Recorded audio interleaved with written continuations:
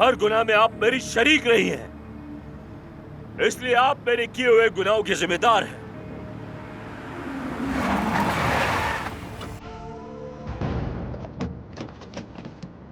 दादी, दादी रुक जाइए। इसे मैं खत्म करूंगा।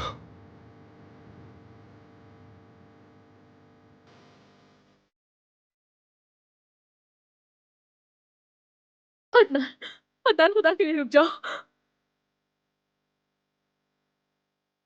अदनान, ऐसा मत करना।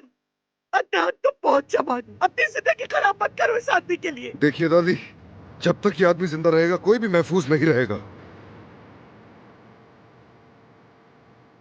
मुझे अपनी जान की परवाह नहीं, मैं सिर्फ इस गंदगी को खत्म करना चाहता हूं। अदनान, रुक जाओ, ऐसा मत करो प्लीज।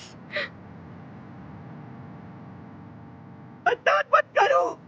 अदनान, इसके खून से अपने हाथ गंदे मत करना। जरूरत दादी को गाड़ी में बैठा। अदनान, मुझे कुछ समझने की। जरूरत, मैंने कहा दादी को ले जाओ यहां से।